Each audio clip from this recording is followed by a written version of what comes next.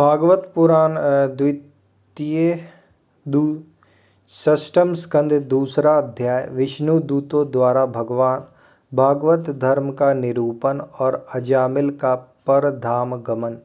श्री सुखदेव जी कहते हैं, परीक्षित, भगवान के नितिन पुण्य एवं धर्म का मर्म जानने वाले पार्षदों ने यमदूतों का यह अभिभाषण सुनकर उनसे इस प्रकार कहा। भगवान के पार्षदों ने कहा, यमदूतों, यह बड़े आश्चर्य और खेद की बात है कि धर्मज्ञों की सभा में अधर्म प्रवेश कर रहा है, क्योंकि वहाँ निरपराध और अदंडनीय व्यक्तियों को व्यर्थ ही दंड दिया जाता है, जो प्रजा के रक्षक हैं, शासक हैं, समदर्शी और परोपकारी हैं।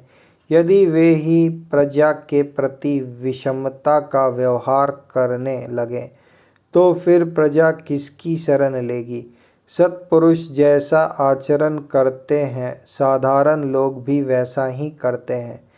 वे अपने आचरण के द्वारा जिस कर्म को धर्मानुकूल प्रमाणित कर देते हैं, लोग उसी का अनुकरण करने लगते हैं। साधारण लोग पशुओं के समान धर्म और अधर्म का स्वरूप न जानकर किसी सत्पुरुष पर विश्वास कर लेते हैं। उसकी गोद में सिर रखकर निर्भय और निश्चिंत सो जाते हैं। वही दयालु सत्पुरुष जो प्राणियों का अत्यंत विश्वास पात्र है और जिसे मित्र भाव से अपना हितैषी समझकर उन्होंने आत्मसमर्पण कर दिया है, उन अज्ञानी जीवों के साथ कैसे विश्वासघात कर सकता है। यमदूतों, इसने कोटि कोटि जन्मों की पाप राशि का पूरा प्रायश्चित कर लिया है, क्योंकि इसने विवश होकर ही सही भगवान के परम कल्याण में मोक्षप्रद नाम का उच्चारण तो किया है। जिस समय इसने नारायण इन 4 अक्षरों का उच्चारण किया, उसी समय केवल उतने से ही इस पापी के समस्त पापों का प्रायश्चित हो गया। चोर, शराबी, मित्रद्रोही, ब्रह्मघाती, गुरु पत्नी गामी ऐसे लोगों का संसर्गी, स्त्री, राजा, पिता और गाय को मारने वाला, चाहे जैसा और चाहे जितना बड़ा पापी हो, सभी के लिए इतना ही सबसे बड़ा प्रायश्चित है कि भगवान के नामों का उच्चारण किया जाए, क्योंकि भगवान के उच्चारण से मनुष्य की बुद्धि भगवान के गुण, लीला और स्वरूप में रम जाती है और स्वयं भगवान की उसके प्रति आत्मीय बुद्धि हो जाती है। बड़े बड़े ब्रह्मवादी ऋषियों ने पापों के बहुत से प्रायश्चित, कृच्छ्र, चांद्रायण आदि व्रत बतलाए हैं, परंतु उन प्रायश्चितों से पापी की वैसी जड़ से शुद्धि नहीं होती जैसी भगवान के नामों का उनसे गंफित पदों का उच्चारण करने से होती है, क्योंकि वे नाम पवित्र, कीर्ति, भगवान के गुणों का ज्ञान कराने वाले हैं। यदि प्रायश्चित करने के बाद भी मन फिर से कुमार्ग में पाप की ओर दौड़े, तो वह चरम सीमा का पूरा प्रायश्चित नहीं है। इसलिए जो लोग ऐसा प्रायश्चित करना चाहें कि जिससे पाप कर्मों और वासनाओं की जड़ ही उखड़ जाए, उन्हें भगवान के गुणों का ही गान करना चाहिए, क्योंकि उससे चित्त सर्वथा शुद्ध हो जाता है। इसलिए यमदूतों, तुम लोग अजामिल को मत ले जाओ। इसने सारे पापों का प्रायश्चित कर लिया है, क्योंकि इसने मरते समय भगवान की नाम का उच्चारण किया है। बड़े बड़े महात्मा पुरुष यह बात जानते हैं कि संगत में किसी दूसरे अभिप्राय से परिहास में, तान आलापने में अथवा किसी की अवहेलना करने में भी यदि कोई भगवान के नामों का उच्चारण करता है तो उसके सारे पाप नष्ट हो जाते हैं।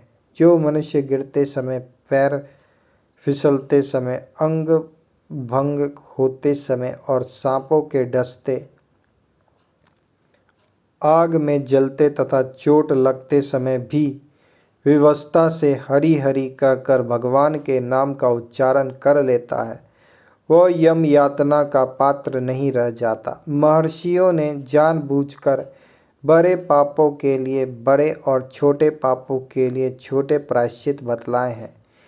इसमें संदेह नहीं कि उन तपस्या, दान, जप आदि प्रायश्चितों के द्वारा वे पाप नष्ट हो जाते हैं, परंतु उन पापों से मलिन हुआ उसका हृदय शुद्ध नहीं होता। भगवान के चरणों की सेवा से वह भी शुद्ध हो जाता है। यमदूतों जैसे जान या अनजाने में ईंधन से अग्नि का स्पर्श हो जाए तो वह भस्म हो ही जाता है, वैसे ही जानबूझकर या अनजाने में भगवान के नामों का संकीर्तन करने से मनुष्य के सारे पाप भस्म हो जाते हैं। जैसे कोई परम शक्तिशाली अमृत को उसका गुण न जानकर अनजाने में पी ले तो भी वह अवश्य ही पीने वालों को अमर बना देता है, वैसे ही अनजाने में उच्चारण करने पर भी भगवान का नाम अपना फल देकर ही रहता है। वस्तु व्यक्ति श्रद्धा की अपेक्षा नहीं करती। इस प्रसंग में नाम उच्चारण का अर्थ नामोच्चारण मात्र ही है। भगवान श्री कृष्ण कहते हैं, यद गोविंद देति चुक्रोश कृष्णा माँ दूर्वासिनम ऋण मेतेत प्रविद्धम में हृदयान आप असर्पति। मेरे दूर होने के कारण द्रौपदी ने जोर जोर से गोविंद गोविंद इस प्रकार करण क्रंदन करके मुझे पुकारा। वह ऋण मेरे ऊपर बढ़ गया है और मेरे हृदय से उसका भार क्षण भर के लिए भी नहीं हटता। नामपदय कहने का यह अभिप्राय है कि भगवान का केवल नाम राम राम, कृष्ण कृष्ण, हरि हरि, नारायण नारायण अंतःकरण की शुद्धि के लिए, पापों की निवृत्ति के लिए पर्याप्त है। नमः नमामि इत्यादि क्रिया जोड़ने की भी कोई आवश्यकता नहीं है। नाम के साथ बहुवचन का प्रयोग, भगवान के नाम बहुत से हैं, किसी का भी संकीर्तन कर लें, इस अभिप्राय से है। एक व्यक्ति सब नामों का उच्चारण करे, इस अभिप्राय से नहीं, क्योंकि भगवान के नाम अनंत हैं। सब नामों का उच्चारण संभव ही नहीं है। तात्पर्य यह है कि भगवान के एक नाम का उच्चारण करने मात्र से सब पापों की निवृत्ति हो जाती है। पूर्ण विश्वास न होने तथा नामोच्चारण के पश्चात भी पाप करने के कारण ही उनका अनुभव नहीं होता। पाप की निवृत्ति के लिए भगवान नाम का एक अंश ही पर्याप्त है। जैसे राम का रा, इसने तो संपूर्ण नाम का उच्चारण कर लिया। मरते समय का अर्थ ठीक मरने का क्षण ही नहीं है, क्योंकि मरने के क्षण जैसे कृच्छ, चांद्रायन आदि करने के लिए विधि नहीं हो सकती, वैसे नामोच्चारण की भी नहीं। इसलिए प्रियमान शब्द का यह अभिप्राय है कि अब आगे इससे कोई पाप होने की संभावना नहीं है। वस्तु की स्वाभाविक शक्ति इस बात की प्रतीक्षा नहीं करती कि यह मुझ पर श्रद्धा रखता है कि नहीं। जैसे अग्नि या अमृत हरिहरित पापानि दुष्ट चैत्रारपि स्मृतः अनिच्छाप्यपि संस्पृष्टो दत्येव हि पावकः। दुष्ट चित्त मनुष्य के द्वारा स्मरण किए जाने पर भी भगवान श्री हरि पापों को हर लेते हैं। अनजाने में या अनिच्छा से स्पर्श करने पर भी अग्नि जलाती ही है। भगवान के नाम उच्चारण केवल पाप को ही निवृत्त करते हैं, इसका और कोई फल नहीं है। यह धारणा भ्रमपूर्ण है, क्योंकि शास्त्र में कहा है, जिन्होंने हरि ये दो अक्षर एक बार भी उच्चारण कर लिए, उसने मोक्ष प्राप्त करने के लिए परिकर बांध लिया, पेट कस ली। इस वचन से यह सिद्ध होता है कि भगवान नाम मोक्ष का भी साधारण है। भगवान नाम मोक्ष का भी साधन है। मोक्ष के साथ ही साथ यह धर्म, अर्थ और काम का भी साधन है, क्योंकि ऐसे अनेक प्रमाण मिलते हैं जिसमें त्रिवर्ग सिद्धि का भी नाम ही कारण बतलाया गया है। जिसकी जिह्वा के नोक पर हरि ये दो अक्षर बसते हैं, उसे गंगा, गया, सेतु बंध, काशी और पुष्कर की कोई आवश्यकता नहीं, अर्थात उनकी यात्रा, स्नान आदि का फल भगवान से ही मिल जाता है। जिसने हरि इन दो अक्षरों का उच्चारण कर लिया, उसने ऋग्वेद, यजुर्वेद, सामवेद और अथर्ववेद का अध्ययन कर लिया। जिसने हरि ये दो अक्षर उच्चारण किए, उसने दक्षिणा के सहित अश्वमेघ आदि यज्ञों के द्वारा यजन कर लिया। हरि ये दो अक्षर मृत्यु के पश्चात परलोक के मार्ग में प्रयाण करने वाले प्राणों के लिए, पाथेय मार्ग के लिए भोजन की सामग्री है, संसार रूप रोगों के लिए सिद्ध औषध है और जीवन के दुख और क्लेशों के लिए परित्राण है। इन वचनों से यह सिद्ध होता है कि भगवान नाम अर्थ, धर्म, काम इन तीनों वर्गों का भी साधक है। यह बात हरि, नारायण आदि कुछ विशेष नामों के संबंध में ही नहीं है, प्रत्युत सभी नामों के संबंध में है, क्योंकि स्थान स्थान पर यह बात सामान्य रूप से कही गई है कि अनंत के नाम विष्णु, विष्णु के नाम हरि, हरि के नाम इत्यादि। भगवान के सभी नामों में एक ही शक्ति है। नाम संकीर्तन आदि में वर्ण आश्रम का भी नियम नहीं है। ब्राह्मणा, क्षत्रिया, वैश्या, स्त्रिया, शूद्र अन्त्यजायत यत्र तत्रानुकुर्वन्ति विष्णु नामो कीर्तनम सर्वपाप विनिमुक्तो अस्वोऽपि याति सनातनम। ब्राह्मण, क्षत्रिय, वैश्य, स्त्री, शूद्र, अंत्यज आदि जहाँ तहाँ विष्णु भगवान के नाम का अनुकीर्तन करते रहते हैं, वे भी समस्त पापों से मुक्त होकर सनातन परमात्मा को प्राप्त होते हैं।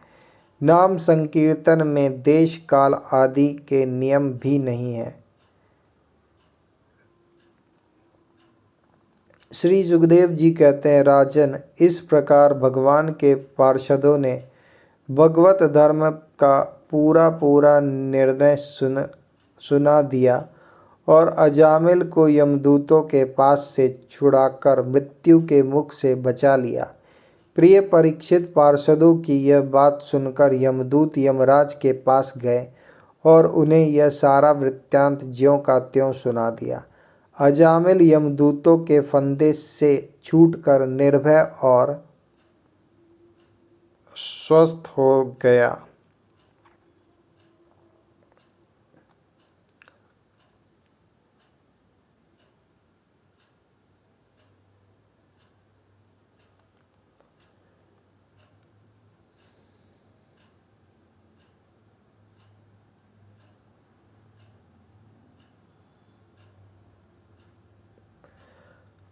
अपवित्र पवित्रो वा सर्वावस्थानं गतोऽपि वा यः स्मरेत् पुण्डरीकाक्षं स ब्रह्माभ्यंतरः शुचि।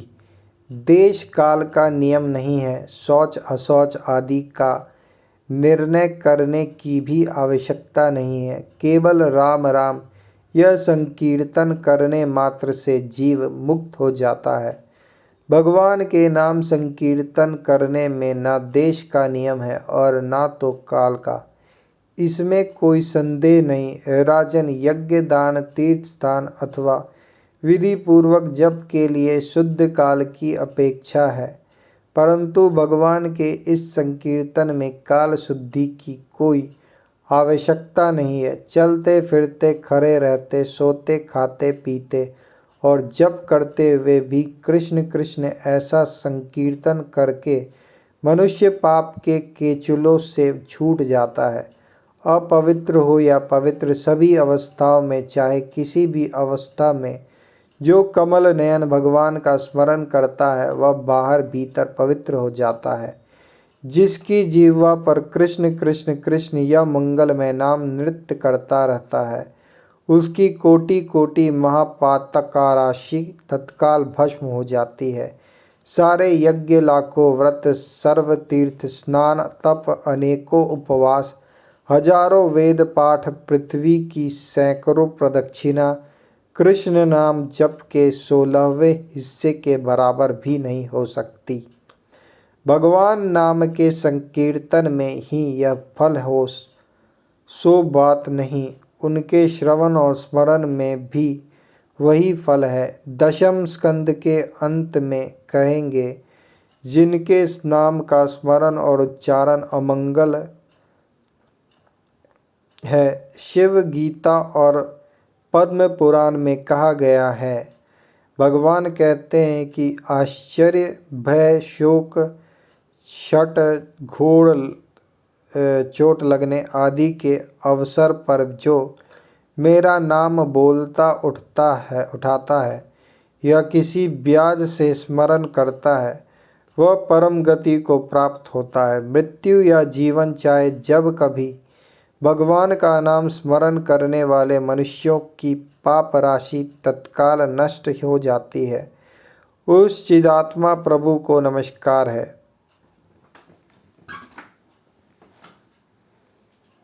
भगवान कहते हैं कि आश्चर्य, भय, शोक, शत, चोट लगने आदि के अवसर पर जो मेरा नाम बोल उठता है या किसी ब्याज से स्मरण करता है, वह परम गति को प्राप्त होता है। मृत्यु या जीवन, चाहे जब कभी भगवान का नाम स्मरण करने वाले मनुष्यों की पाप राशि तत्काल नष्ट हो जाती है। उन चिदात्मा प्रभु को नमस्कार है। इतिहासोत्तम में कहा गया है, यज्ञ यज्ञादि रूप धर्म अपने अनुष्ठान के लिए जिस पवित्र देश, काल, पात्र, शक्ति, सामग्री, श्रद्धा, मंत्र, दक्षिणा आदि की अपेक्षा रखता है, इस कलयुग में उसका संपन्न होना अत्यंत कठिन है। भगवान का नाम संकीर्तन के द्वारा उसका फल अनायास ही प्राप्त किया जा सकता है। भगवान शंकर पार्वती के प्रति कहते हैं, संपूर्ण जगत का स्वामी होने पर भी मैं विष्णु भगवान के नाम का ही जप करता हूँ।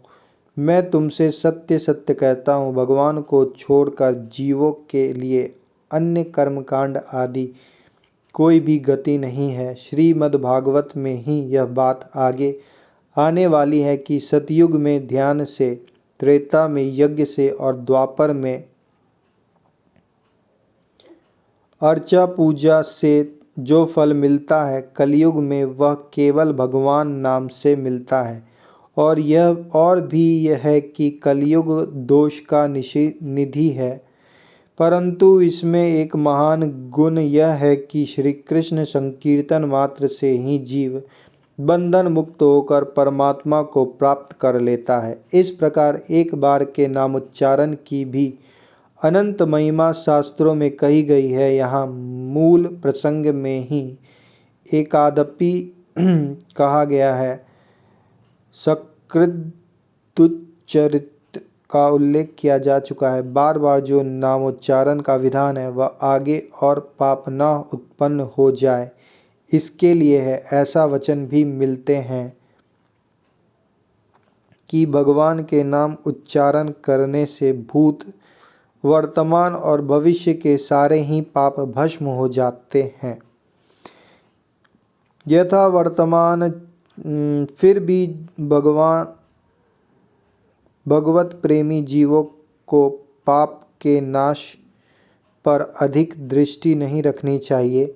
उसे तो भक्ति भाव की दृढ़ता के लिए भगवान के चरणों में अधिकाधिक प्रेम बढ़ता जाए। इस दृष्टि से अनिश नित्य निरंतर भगवान के मधुर मधुर नाम जपते जाना चाहिए। जितनी अधिक निष्कामता होगी उतनी नाम की पूर्णता प्रकट होती जाएगी, अनुभव में आती जाएगी। अनेक तार्किकों के मन में यह कल्पना उठती है कि नाम की महिमा वास्तविक नहीं है। अथर्व